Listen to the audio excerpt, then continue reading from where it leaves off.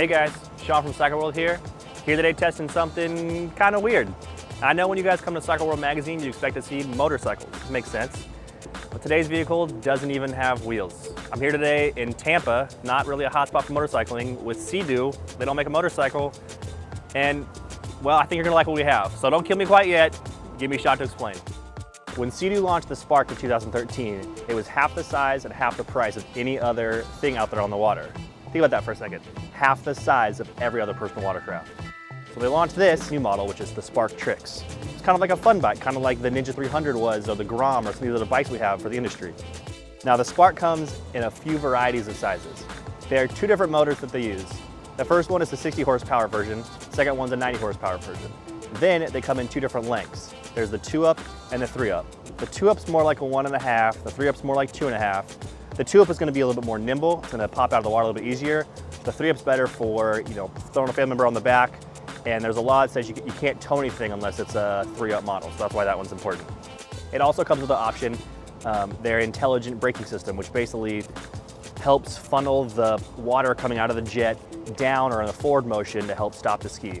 The SPARK TRIXX adds a couple of things that make it even better for having fun. The first is they have this adjustable handlebar that at its lowest setting is 3 inches higher than the old handlebar, but can raise an additional 3 inches to 6 inches.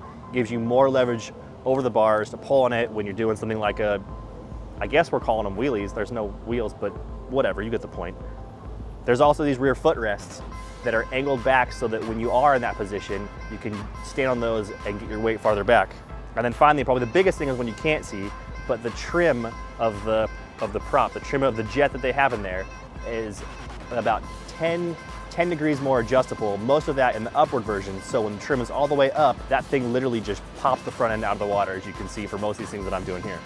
You still might be a little confused as to why you're watching a video about personal watercraft on Cycle World. I get it, we're a motorcycle magazine. But here's the thing, the Sea-Doo TRIXX is basically a dirt bike for the water, or a supermoto bike for the water. It jumps, it wheelies, it does power slides, it does tricks, you can race on it.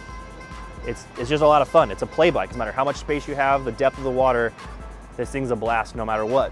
Don't go sell your motorcycles. But if you live near water, you live in an area where we are in Florida, somewhere that you can use something like this, for $7 grand, this is definitely an option I'd be considering. While I'm not gonna be trading in my helmet or any of my bikes for one of these things, I would certainly be stoked to have one of these things parked next to my bike. Anyways, we're Cycle World and we ride everything.